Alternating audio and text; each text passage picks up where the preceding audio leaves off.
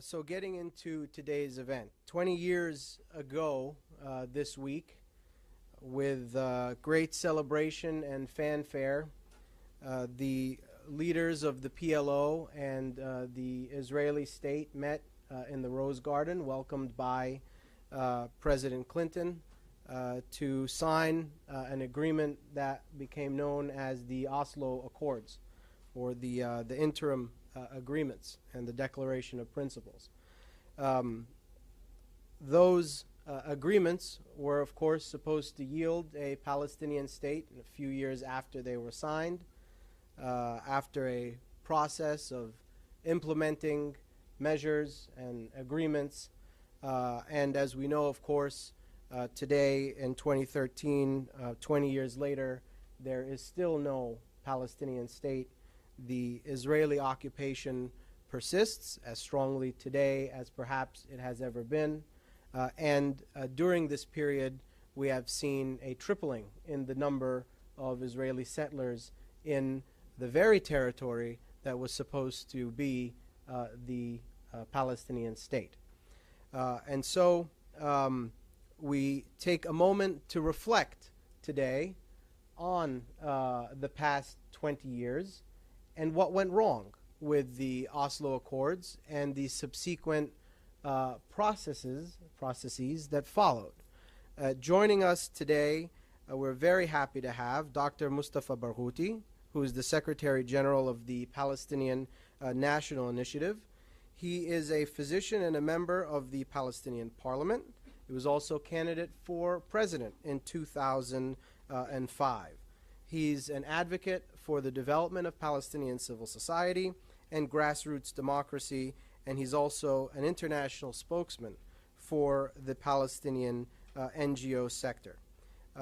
Many of you are familiar with Dr. Barghouti and his work on the Palestinian issue and advocacy on behalf of the Palestinian cause, and we're very happy to have him here to talk about this issue today. Thank you. Dr. Barghouti.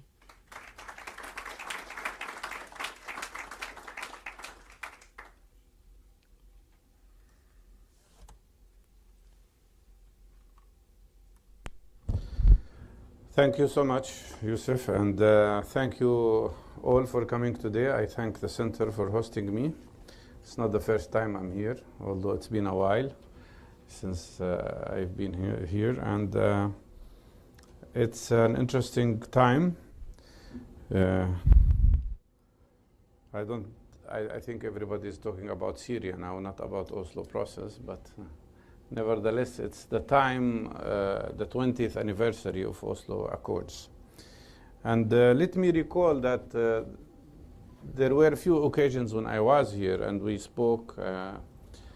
At that time, late Hisham Sharabi was alive and he would host me here.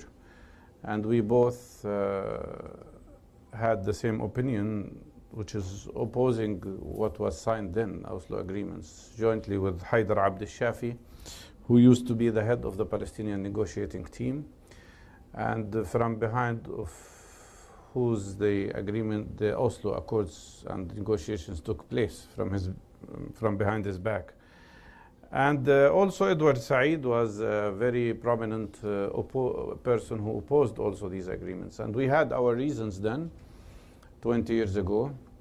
And I guess after 20 years, everything we suspected could happen has happened.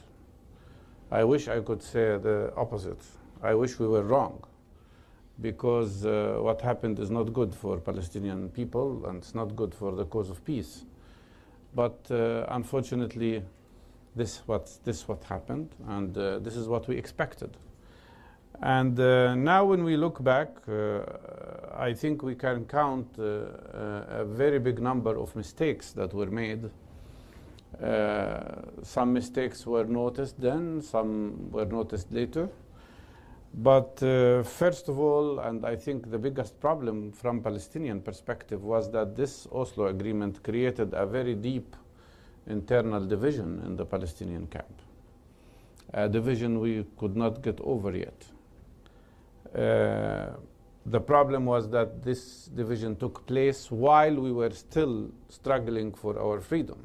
It wasn't like we've got what we wanted and now we have different opinions, as happens frequently in national liberation movements. In our case, the division took place while we were still struggling to get our freedom, and thus it affected our ability to build a power or to build a balance of power that could lead us to freedom and independence. The second problem was that this agreement was a partial agreement, and it was an interim agreement without identifying the end result. So it was about an agreement of stages that would take place without agreeing on what will be the end result of this agreement and or of this process. Third, it included an unequal recognition. From one side, Palestinians recognized Israel as a state, and Israel did not recognize Palestinians as a state. It recognized only the PLO as representative of the Palestinians. Fourth, the agreement did not allow the release of all Palestinian prisoners. Many stayed in jail, and today they are talking about releasing some of those who were kept in jail 20 years later. Nobody is recognizing that these people have lost 20 years of their life. 20 years, it's a lot of time. And to speak about their release today as a big success, I think includes a certain level of lack of respect of the pain that these people had to endure. But the biggest problem with Oslo Agreement, in my opinion, is what Haidar Abd al-Shafi noted then and spoke about, which is that the agreement was signed and started to be implemented without guaranteeing that there will be a complete and total freeze of settlement activities. Building settlements, and that's something that everybody recognizes, including even the United States and Europe and everybody in the international community. Settlement building is like the process that kills the opportunity of an outcome of peace. The whole idea and concept of Oslo Agreement was based on two-state solution, on a compromise. It's not exactly what all Palestinians wanted, and it's not exactly what Israel wanted, but it's what the two sides agreed upon, and that's the notion of two-state solution. Generally speaking, based on the basis of 67 borders. But the settlement building was the process that killed the possibility of two-state solution. So in a way, the agreement was signed, but the bleeding was allowed to continue. It's like treating a patient, and you have a patient who's having a very serious wound and it's bleeding, and you keep yourself busy with restoring his respiration and his heartbeats, but you're not stopping the bleeding. And with the bleeding continues, eventually the patient would die. And that's exactly, in my opinion, what happened with this process that took up till now 20 years. More important, the process itself became a substitute to the goal. Because there was no clear goal identified, the peace process in all its stages became the substitute to the outcome. So peace process became the substitute to peace itself. And we had during the process Y River Agreement, we had Annapolis talks, we had many other, we have Camp David talks, but in all these processes did not lead to the end result. And unfortunately, the schemes that were introduced in Oslo Agreement by separating, for instance, the West Bank into Area A, B, and C became the foundation of the establishment and consolidation of what I call a system of apartheid, a system of racial discrimination that is definitely much worse than what prevailed in South African apartheid system at one point of time. Eventually what we had is a situation because of all these factors, the Palestinian side got weaker, and with the weakness of the Palestinian side, Israel had an overwhelming control of the balance of power. So it started to implement what it likes from this agreement, and it disregarded what it didn't like. So we had a very strange imbalanced situation where Palestinians were obliged to respect the clause of the Oslo Agreement, and Israel could do whatever they want. To the level that in 2000 and 2001 and 2002, the Israeli army retook the control of the areas that were passed to the Palestinian side. So in Oslo Agreement, according to that agreement, the area that is called Area A is an area where the Israeli army cannot enter. By the year 2000, 2001, with the Intifada, the Israeli army started to enter everywhere, and it continues to do so up till now. So in a way, what Israel gave, it took back in many places. More than that, what they didn't give, according to the agreement, is now being resold to the Palestinians. So it's like reselling the same product again and again in return for increased concessions from the Palestinian side. One example of that is the release of these prisoners that should have been released 20 years ago.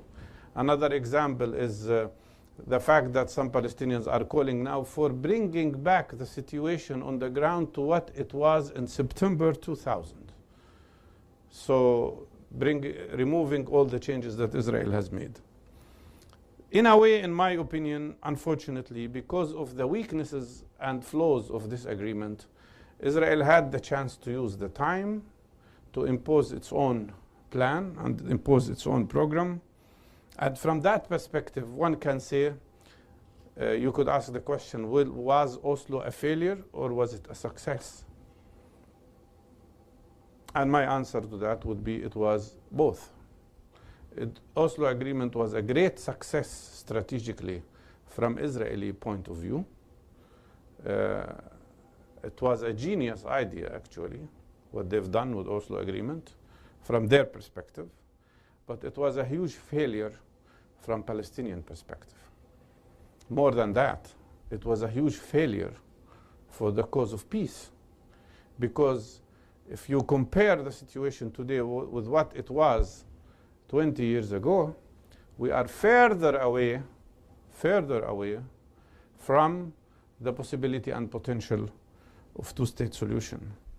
In a way, what we witness is three things, or three processes. First of all, the concept of the state itself is being compromised, and what we see is shrinking of the idea of statehood. And I will show you that in a minute through some of the slides. The second process is the shrinking of space for Palestinians in general in the Palestinian territories. And finally, a consolidation of a system of racial discrimination that I believe is equal, if not worse, to the apartheid system. And I think if we look at the maps, we can see all of that in a very clear way, if this allows me to. Maybe somebody can help me with this.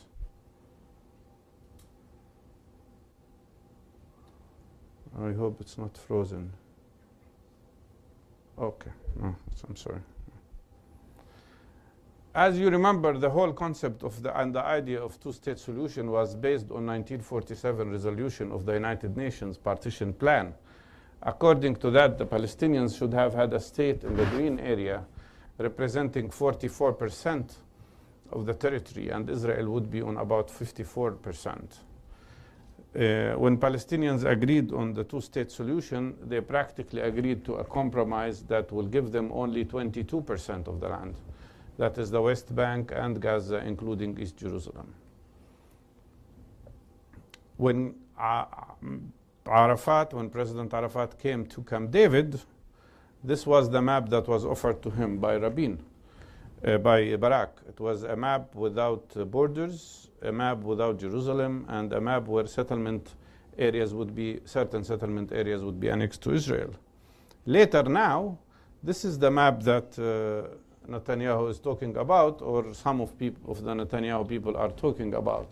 So it's the whole Jordan Valley is out of the question, the whole area surrounding Jerusalem. And when we see, this is what I mean by the process of shrinking of the Palestinian statehood and Palestinian state, a gradual decline from what used to be 44% to less than 11%, and most important, less than 11% of fragmented territory. This does not constitute a contiguous entity. This was not done by mistake, or it was not done without a plan.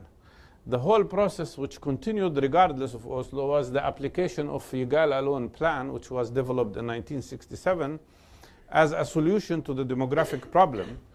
And that plan was to build settlements in the Jordan Valley around Jerusalem, and then later in the north and in the south, and then fragment the Palestinian demographic presence so that it does not constitute a threat by being one state or structure. And that's exactly what Israel proceeded to do, regardless of all the agreements and regardless of the Oslo Agreement itself. Jerusalem represents a very interesting example of how this thing happened. And it also represents the problem of the failure of Oslo Agreement, which did not include freezing of settlement activities. This is East Jerusalem, which was annexed to Israel in 1967. This is the old city. You can see it here. And this is how many settlements Israel built. By 1987, this is how it looked like. All these settlements in the occupied territories within Jerusalem and outside Jerusalem, surrounding Jerusalem. That's in 87. Oslo Agreement was signed.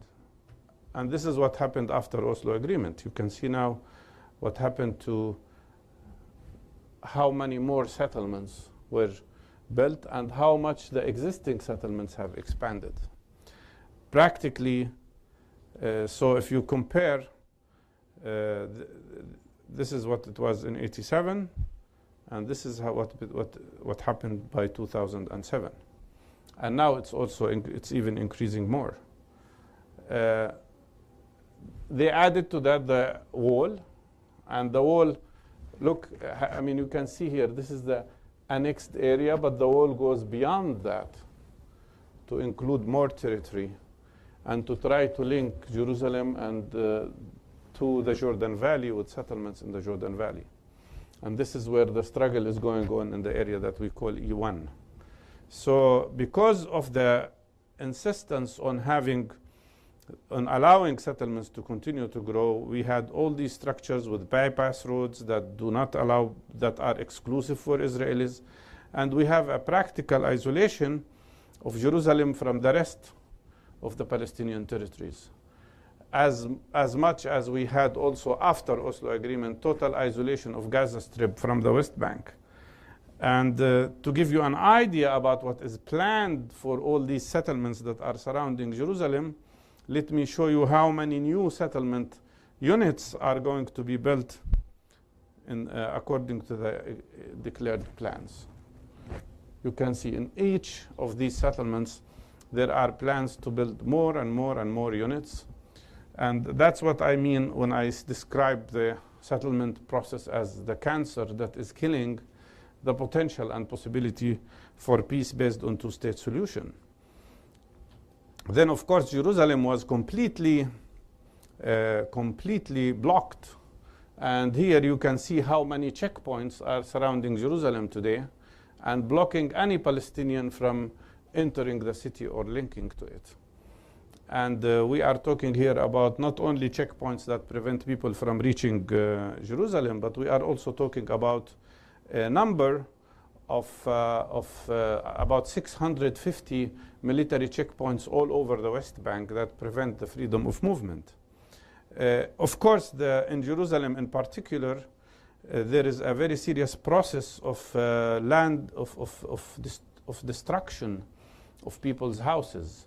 People are not allowed to get permits to build, so eventually either have to leave the city or build without permits. They build without permits. There are 10,000 houses today that are threatened to be demolished. And the most painful thing, as in this case, that is that people will be told, we will come and demolish your house, and this will cost you like $100,000 or $50,000. So it's better for you to demolish it by your own self. It would be cheaper.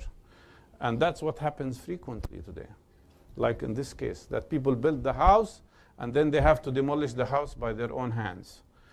And more important than that, 90,000 Palestinians today who are living in Jerusalem are threatened to lose their IDs and threatened to be practically deported from the city. There are more plans to destroy more houses, like here in Silwan. This is Silwan neighborhood. I'm sure you've heard about it. This whole section of Silwan, with more than 154 houses, is also threatened to be completely destroyed, because the houses are, according to them, are built without permits and they should be demolished. Same thing in Sheikh Jarrah. Then let's look at the so-called Area A, B, and C, which was part of Oslo and Cairo Agreement that followed. This is the green light, the green line of 67.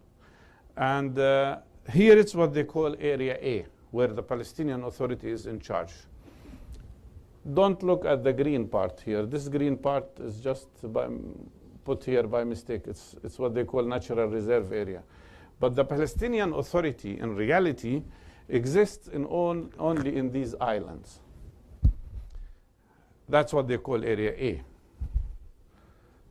And then you have Area B, where the Palestinians could have some control over education, healthcare, and garbage disposal systems. And this is Area A and B together. You can see the level of fragmentation, the level of destruction of the contiguity of the territory. And then you have Area C, which Israel is controlling completely. And Area C, as you can see here, is more than 60% of the West Bank, but it also includes 90% of water resources. And this is an area that is under the complete control of the Israeli side. We cannot build a water pipeline, we cannot build a school, we cannot build a clinic, we cannot build a house without, of course, Israeli permits that are never given. In a way, the Oslo process led to Israel considering this whole Area C as part of what they want to annex to Israel. And that's why there is limitation, and that's why there are threats to so many people living in these areas. That's why we are organizing, as Palestinian Medical Relief Society, big work with 11 mobile clinics, for instance, that go around to all these areas that are threatened, because there are so many communities here and there who have nothing, no education, no schools, no clinics, no health care, no water.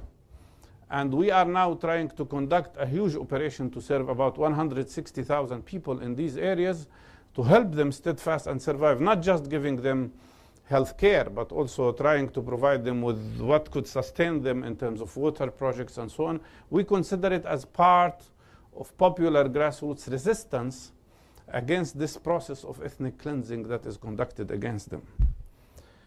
And when you look at this map, the only map, I think, that you compare this with this. I mean, this is the only map that is similar. It was the map of the South African Bantustan system at one point of time. I'm sure if you go to policymakers here and try to show them all of this, I don't know if they would want to look at it, because it contradicts completely the whole scheme of what they're talking about. But because of that, what we've seen during these 20 years, we didn't have apartheid system before 20 years. But after Oslo, after the 20 years of this process, we are now in a situation where, for instance, a Palestinian in any place is allowed to use no more than 50 cubic meters of water per year, while an Israeli illegal settler can use up to 2,400 48 times more than a Palestinian. GDP per capita in Palestine is only $1,400, and it's $32,000 in Israel. And we are obliged, because of Oslo Agreement, to have market union with Israel. We are obliged to pay the same prices that Israelis pay, and we are obliged to have the same tax level. Value-added tax in Palestine is similar to Israel. And we don't understand why, in a weak economy, we should have such a high value-added tax. But Israel imposes that. More than that, Palestinians have to pay for water, their water that is confiscated by Israel and then sold to them. We have to pay double the price that Israelis pay. The same applies to electricity. The only electricity company in the West Bank that used to produce electricity, which is the Jerusalem company, was prevented from importing generators when their generators got. First of all, they were forced to provide electricity to settlements. The Israelis told them, if you don't provide electricity to settlements, you will lose your license. So they started providing electricity to settlements. Then their generators got old, and it was all planned. And then Israel came and said, they won't allow you to bring new generators.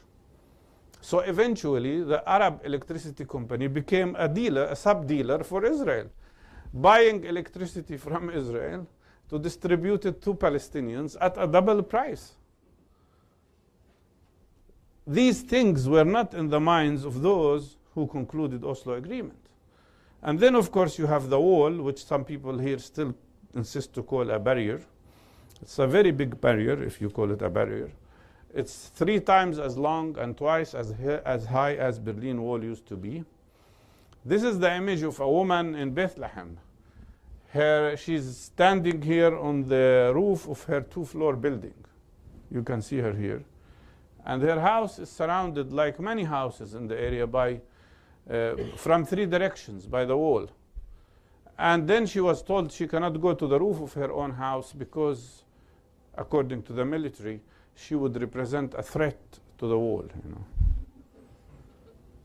This is the main road to Jerusalem. It's gone. It's now cut into 2 pieces by the wall. And as in most of the cases, the wall is not separating Palestinians from Israelis. It's separating Palestinians from Palestinians. In some places, it's very dramatic. Like many communities today that live behind the wall are stuck. They can't go to get education. They can't go to hospitals, to healthcare. If they want to move in or out, they need a permit from the Israeli army. But if they have a permit from the Israeli army, they can't move except according to this schedule. And this schedule says they can leave from 7:40 to 8 in the morning, from 2 to 2:15 p.m., and from 6:45 to 7 p.m. 50 minutes a day. And this is how it looks when children go to school. And they tell you this is not apartheid. I don't know what you call it. But that system of discrimination did not exist before. Peace and peace agreements should make people's lives better, should make people's life improve. What happened to these people is exactly the opposite. And this is another example, Qalqilia. Qalqilia is a city with about 45,000, 46,000 people surrounded by the wall from all directions, leaving only one little very tiny road, which is 8 meters width, with a gate. And the Israeli army can shut off the gate anytime they want. This is how it looks when you look at it from air. And so on and so forth. This used to be a farm. This is what happened to it after the wall was built. This used to be a market. That's what happened to it when the wall was built. This was a house that was cut into 2 pieces to build the wall. This is how close the wall is to people's houses. And this is how a settlement looks like. This is how a Palestinian village looks like in the same neighborhood. And the settlement activities continue. This is a settlement in the southern part of the West Bank. You can see here an empty space in 2011. And you can see what happened in 2012. The places that were empty are now full with settlements, with settlement units. Same applies to another example. This settlement is in the north, in Salfit area. This was empty place in 2011, and this is what happened in 2012. Again, the empty space is full of units today.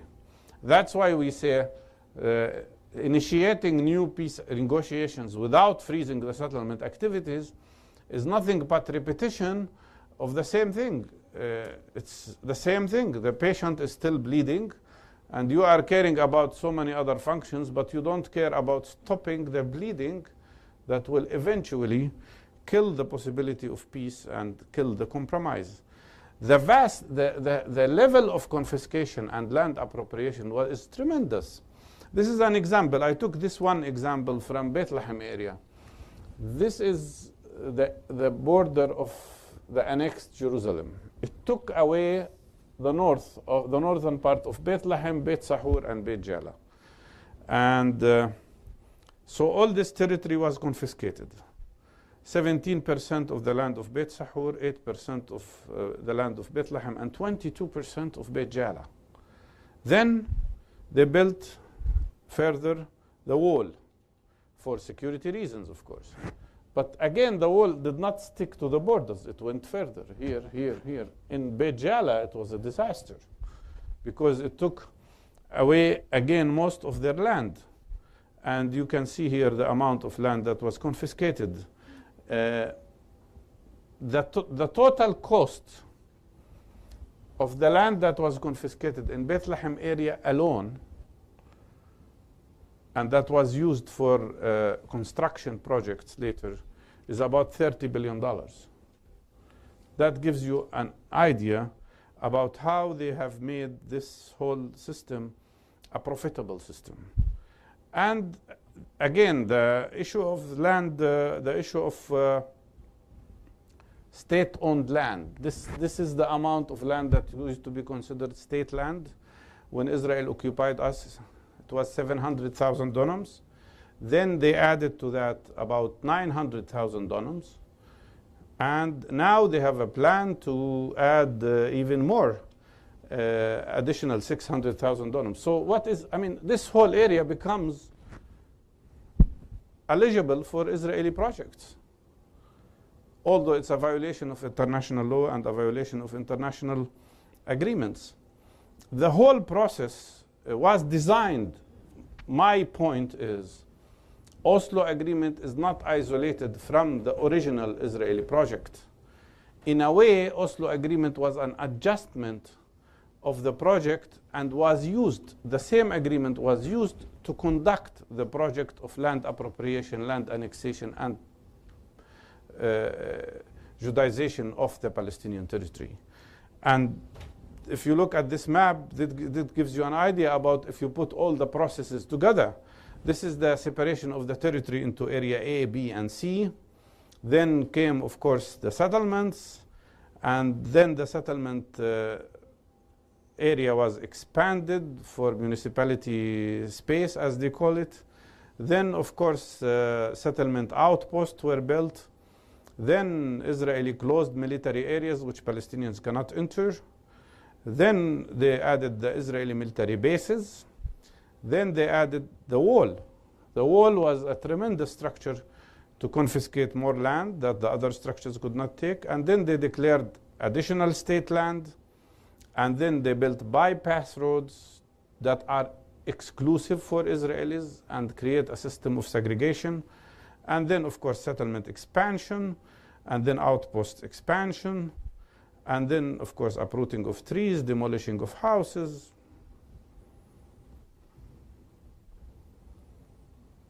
How could this be peacemaking?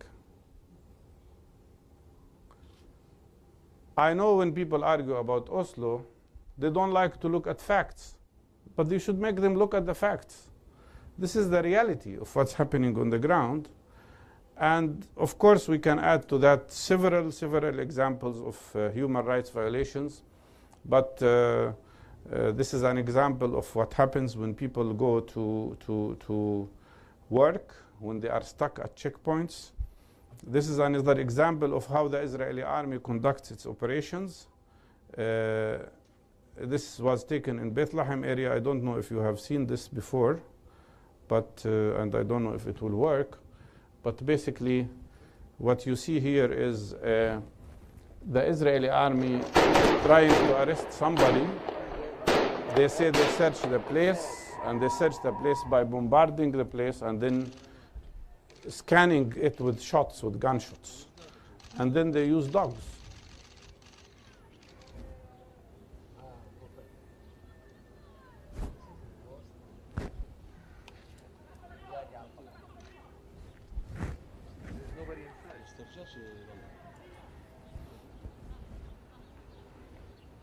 دي مشط المنطقة ولا بدهم يستغنوا عنه؟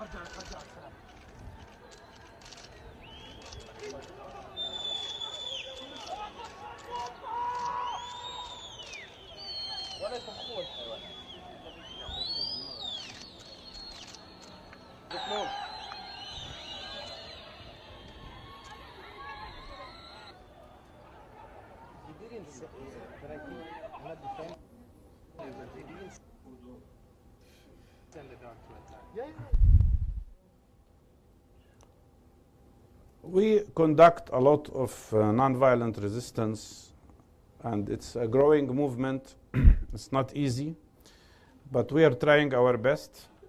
And you hear, of course, a lot about some of the activities we do, like Bil'in, Alin, and I don't know if you've heard about Bab al-Shams, and when we managed to organize nonviolent actions on the area that Israel was trying to confiscate, but they encounter us with severe violence. I will not show you many of these things. I will just show you, again, they are using dogs here, as you can see, in attacking demonstrators in Kufr Qaddum. This happened recently. This is another very bad example of their behavior in a place in Na'lin, when this young man was arrested while he was peacefully demonstrating, and then he was handcuffed and blindfolded and forced to sit on the ground for more than 2.5 hours. And then after that, an officer forced him, while he was blindfolded and handcuffed, to stand in front of a soldier, and the soldier shot him from a distance of 1.5 meters. It's difficult to believe, yeah? You can see it.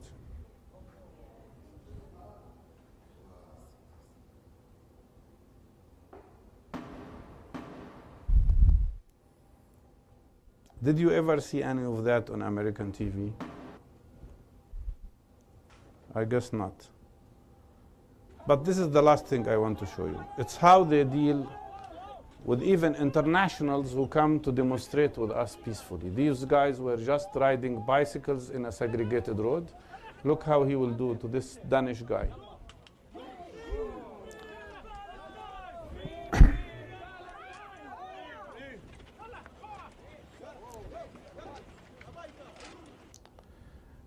So, in a nutshell, I don't want you to leave with just feeling pessimistic about the situation.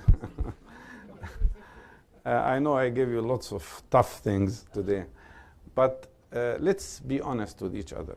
There was something that did not work.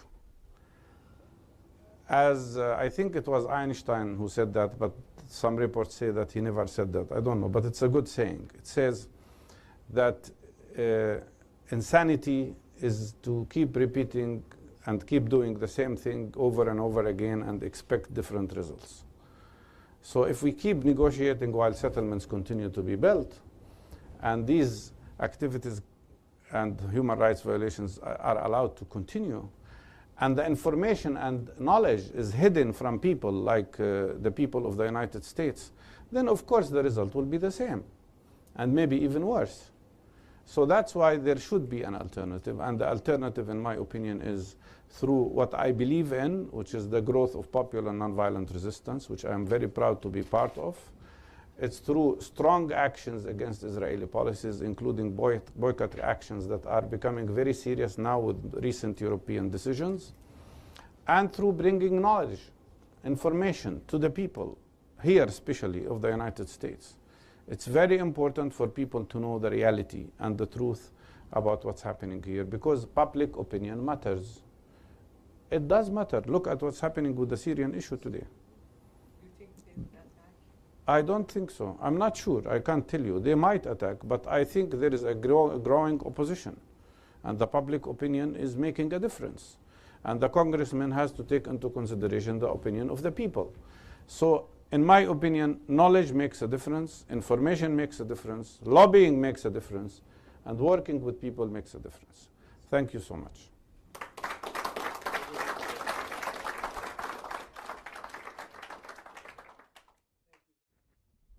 Okay, my name is Saeed Erica. Thank you, Dr. Barghouti. You laid out a very good and compelling case on how, what a disaster and a failure Oslo has been. But it also, it makes a compelling case that the Palestinian Authority has been no more than an albatross and an obstacle, a burden on the Palestinians. My question to you, how can you begin a process where you begin really to dismantle this authority? Because as it seems, from this, after 20 years, as long as it continues to be there, this burden will continue. Thank you. Shall I answer, respond immediately? Yeah, let's do that. Well, of course, the issue is clear here, but you see, this thing will not be changed unless the Palestinian people in general express their point of opinion about who is representing them. And that means you can't just take a decision to dismantle the authority. Maybe you can make a decision, but it doesn't translate into anything unless you have people organized. And I think people in Palestine in general and people in the diaspora are upset. They know that the situation is not good. They don't agree with Oslo, but they're not getting organized. And when you are not getting organized, you become powerless. And the other people will speak on your behalf. And we've tried several times to work on that. And we tried to mobilize resources and mobilize people and so on. And if I was here 15 years ago, I would be more polite in my answer and I would tell you, yes, we have to do this. No, I have to be frank with you, because after trying and experiencing, I think there is a serious, profound problem here, which is that Palestinians themselves don't feel that they should take the responsibility as individuals and as a collective. And as long as they don't realize that, if I don't express my opinion and say this does not represent me or this represents me, other people will just represent me without asking me. And so it's very important for us to get organized, especially now that we have this level of knowledge. And then we can talk. We've been calling for elections of the Palestinian National Council, which is the authority in the PLO. And the PLO is the representative that is talking here. In the last meetings of the so-called leadership, there was a vast majority against negotiations, but they still went to negotiations. And so it's very important that there is a certain feeling of responsibility and readiness to take the step of getting organized, and sometimes be ready to sacrifice certain things to achieve your goal. We have a question that comes to us from Twitter. Why can't the PA take up the settlers, their continuous harassment and destruction, and the unjust water distribution at the United Nations? Well, here is the case. The UN move was a very good one. It was, in my opinion, and I wrote about that, a whole essay or a whole brochure about an alternative to failing negotiations, and we called it that one of the alternatives should be diplomatic resistance.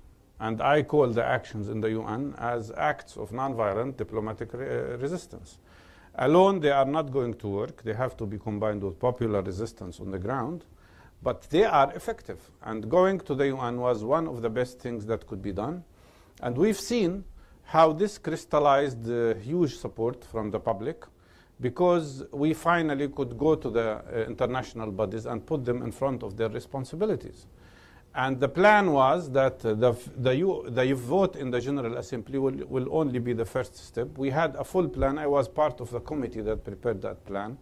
And it included getting membership in 60 different international organizations and then moving to the International Court of Justice and the International Criminal Court. International Criminal Court would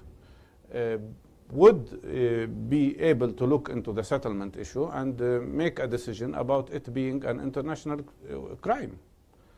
And but unfortunately now, one of the conditions of the new negotiations is that the Palestinian side, the PA, has promised to freeze all its actions in the UN till the end of negotiations. So even when we found an alternative approach, all the pressures came to stop that. And in my opinion, I hope I would be wrong again, but I don't think I would be wrong. These negotiations would fail again. And the sooner we move back to the track of the UN and we move back to the track of nonviolence, the better it will be for everybody.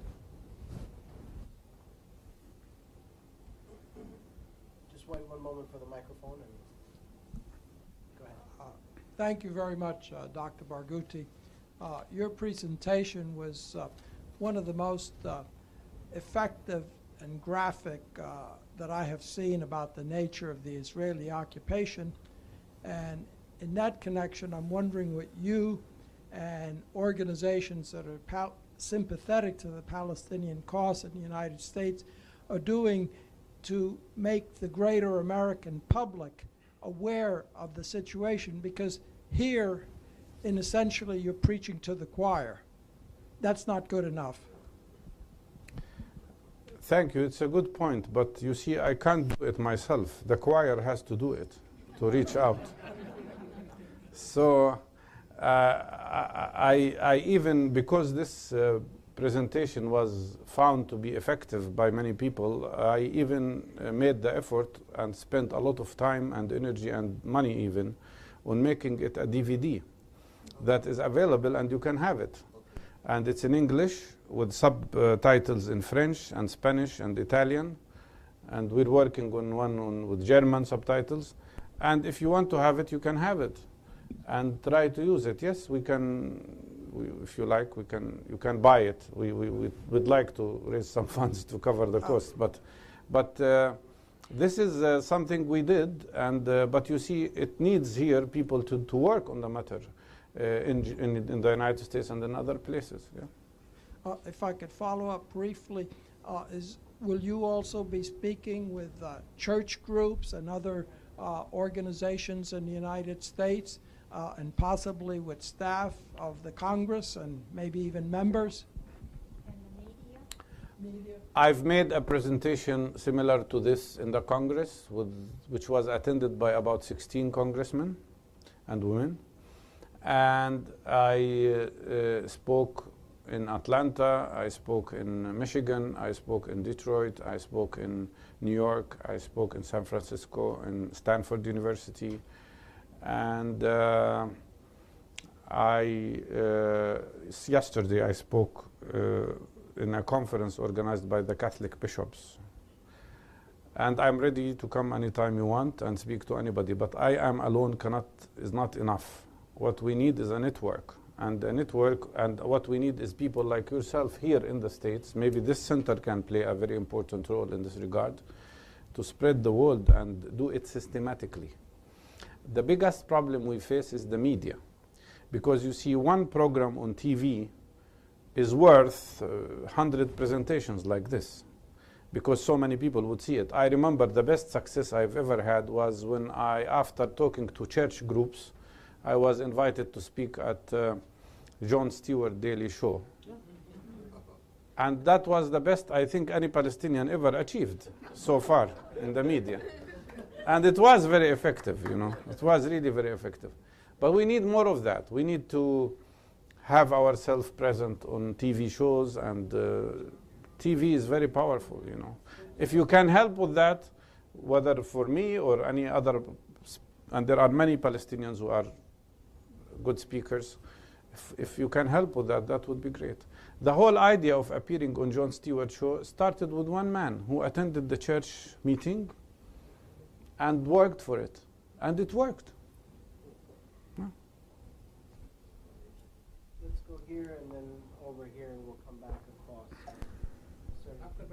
Dr. Barghouti, obviously it's a hopeless case. Why don't you ask for one state solution, or better yet, dismantle the BLO authority and go and turn over the thing to the United Nations, say you created the problem, you solve it. Well, it's not that simple, because the United Nations is still controlled by the United States. and dismantling the PA will not solve the problem. It will solve part of the problem, but it will not solve the problem. And I am not pessimistic, and I don't feel hopeless. On the contrary, I don't think that one state solution is a bad thing. Eventually, the end outcome of all of this is one state solution. But it will not, we will not jump from occupation to one state solution. It will be 20 years maybe of struggle against a system of apartheid, which requires all our energy and all our efforts. You have to remember there are about 6 million Palestinians living in Palestine today, almost equal number to Israeli Jewish people. But these 6 million people have to eat, they have to get educated, they need health care, they need to survive. Because if they don't survive on the ground, then our case will be lost. Well, if these people leave, what Israel is doing with every economic measure, with every social work, with every political pressure they're conducting, with the arrests they are doing, what they are doing is that they are trying to create conditions that push people to leave.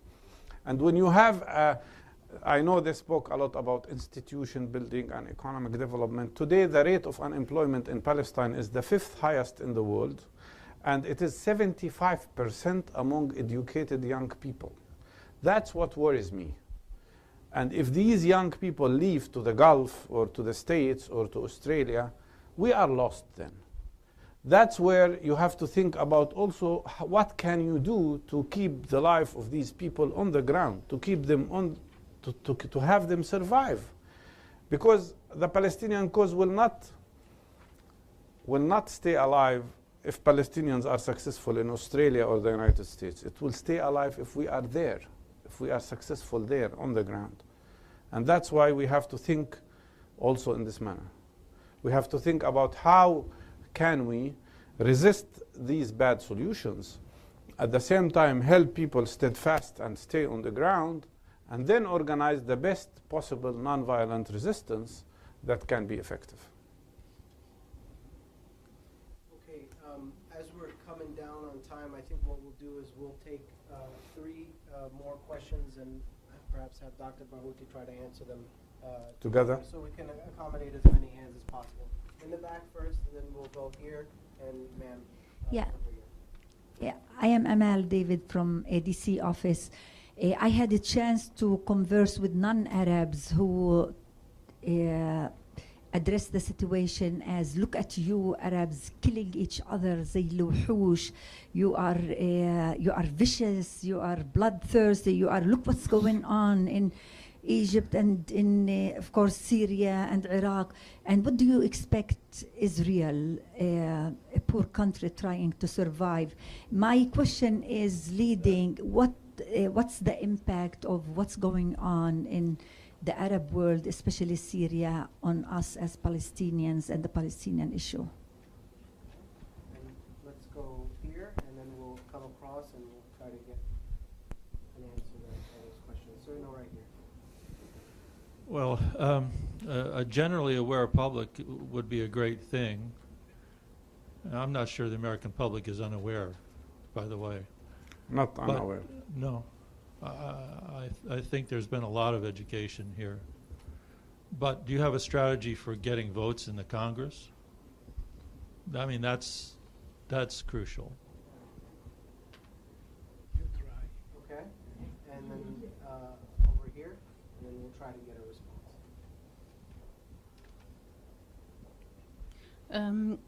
Yeah, I wanted to say I feel a little bit like the Palestinian people were also betrayed by their own leaders in terms of that they signed the Oslo Agreements and they did not get not even an assurance that there would be no more settlements. So I think they are probably very distrusting of authority. My question to you is, are you supporting a one-state solution? Because from what I saw of the maps, I cannot imagine any way to go back to a 1967 solution now. Realistically, are you actively supporting a one-state solution? Or what exactly is your goal? Also, I wanted to know, I know that there are Orthodox Jews that are opposed to what the Israeli government does to Palestinians, and is there any cooperation with those?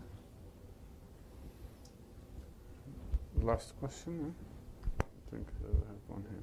Just wait one moment for the Dr. Barghouti, thank you very much for a very important presentation. A simple question. What's your assessment of the increased role and interest of the Russians in the Middle East on the Palestinian issue?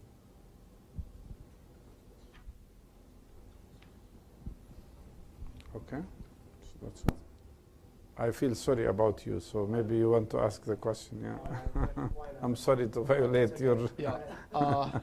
Yes, I'd very much like to know your assessment of what the successes of nonviolence have been in Palestine, because we've all seen 5 broken cameras, we've seen the movie of Berlin and so on, and I think everybody's in admiration of the steadfastness of those people. But what is the practical likelihood of success of the policy? All right, these are 6 diverse questions. What's happening in the Arab world is affecting us. I used to say positively. Now I have to say negatively.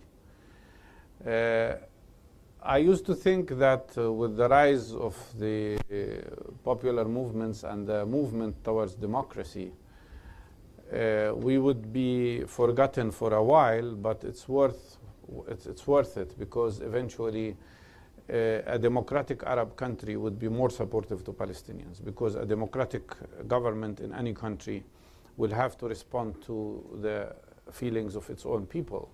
Unfortunately, today what we see in the Arab world is a second stage of what started and was called Arab Spring, where the spring has become a freezing winter. And the counter-revolution seems to be much stronger than the revolution itself. I'm not going to go into the description of what's happening in each country. This is not my job today. But I believe the existing situation today is quite negative for Palestine. And mainly the distraction from what's happening in Palestinian territories. And this is a dangerous situation, as a matter of fact, because I hope we can get over this as soon as possible.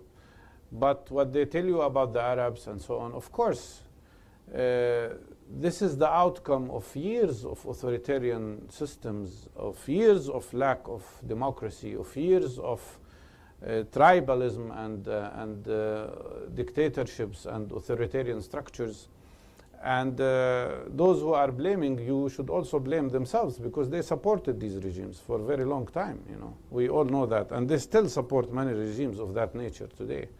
So, but I think it's a movement that will definitely, I'm not pessimistic. I feel the Arab world will move forward. It cannot continue to be out of history as it is today.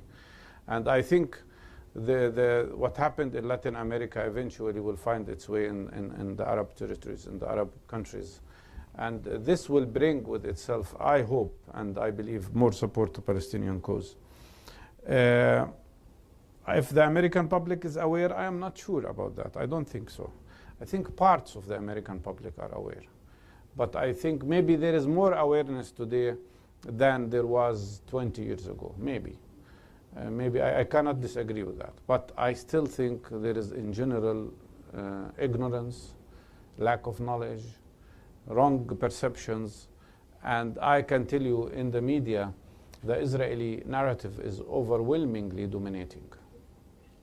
And that's what we should work on to change the situation. Of course, working with Congress people is very important. But congressmen will be on your side if those who elect them are on your side. And if they can fundraise to cover their campaigns. Meanwhile, AIPAC, with little money, is capable of doing a huge amount of, they have a huge amount of influence because the public, I think, in the United States does not care about this issue. While, look, AIPAC now is trying to mobilize support to attacking Syria, and they are failing. Why? Because the public in the United States cares about this issue and cares about the fact that they will pay a price for an intervention today in Syria. So AIPAC is powerful when the public is ignorant. And it is powerful because we, the Palestinians and the Arabs, have failed drastically so far in the United States in organizing a lobby and in organizing ourselves in a proper way. And I hope that the younger Palestinian generation in particular will learn from that experience and will be capable of doing something different. Yes, there is a certain level of betrayal here, because signing such an agreement without freezing settlements, watching all of this happening, it's awful. And again, what we try to do is to organize people. I mean, we did everything we could. I personally ran for president. I challenged the system, and it was not easy. I mean, believe me, it was very dangerous even. And there was a substantial amount of people who supported what we do. But still, we need more organization. We need more people to get involved. We need more people to be ready to engage and say, yes, we deserve a better leadership. We deserve an alternative leadership. We deserve a better one that can be committed to people's needs and that can concentrate on the interest of the people and not the interest of the structure itself or the bureaucracy itself. Do I support a one-state solution? Of course. I think the best solution would be one-state solution. But I am very careful about not giving the Israelis the chance to claim that we were the ones who killed the two-states option. Yeah. You have to be very careful with that, because they can do it to us. They did it in other times, and we have to be careful. We have to be careful to show that if two-state solution is not working, it's because of the Israeli policy, not because we rejected it. But eventually, of course, I believe what they are doing is leading to apartheid. And a struggle against apartheid will only have one outcome, could have one outcome, which is freedom of the people and one-state solution. Russia is, of course, getting more interested in the region, and Russia is becoming more powerful. They are getting out of the stage of severe weakness they had and isolation. And and China also. I mean, these two countries are rising powers, and then you have very important other countries like Brazil and India. And in a way, what's happening, maybe, I'm not sure, I'm not an expert on this matter, but maybe what's happening on the issue of Syria is a reflection of the fact that the world has passed through three stages. First stage, it was bipolar system with Soviet Union and the United States and Cold War. Now, then it was a whole long period of domination of one power, unipolar system. And maybe we are beginning to see a multipolar system now, where the world is changing. I mean, that's maybe the future of the coming 20, 30 years, I don't know. But Russia is more interested, But Russia is not Soviet Union. It's different. People forget about that. What you see is a country that is basically running its foreign policy on the basis of its interests. It's not a matter of principles or ideology or any of that. It's interests, like other countries. In a way, I mean, that's the reality, you know. In a way, what we have after the end of the Second World War, I think we went back to the 19th century, where basically countries ran their policy according to their interests. And I hope that the issue of principles and respect of human rights and so on will become more influential in the coming years. But for the time being, the behavior of Russia, whether it comes to Palestinians or Syria or others, is based on Russian interests. In the case of Syria, for instance, one of their main concerns is if some ultra-Islamist groups succeed, this will represent a threat to Russia back home in Chechnya and in other places. This is one very serious consideration they have. Nonviolence. I believe in this. I believe this movement, we are still in the beginning. I want to alert you. We thought at one point we're further ahead, but no, I'm telling you we are still in the beginning of this very interesting and very important movement. And while I am saying that, it would be wise to remember and to be honest and say that nonviolence was the main character of most of the times of the Palestinian struggle, most of the time. Unfortunately, this is not recognized. They perceive Palestinians only as violent people, and what gets reported only is shooting or throwing stones and so on. But in reality, if we take the first Intifada, it was one of the best examples of nonviolent, popular, grassroots mobilization and resistance. I believe our future depends on nonviolent resistance. And it depends on our ability to organize and mobilize people and educate younger generation and be disciplined. The biggest challenge that will face us in the coming period is how can we organize like Martin Luther King did here in the United States, a disciplined nonviolent movement, an organized nonviolent movement, a collective nonviolent movement. And I truly believe this is the main instrument, this is the main way that will allow us to change the balance of power and eventually allow us to end this oppression and allow us to get what everybody else got and what we deserve, which is freedom and true respect of human rights. Thank you.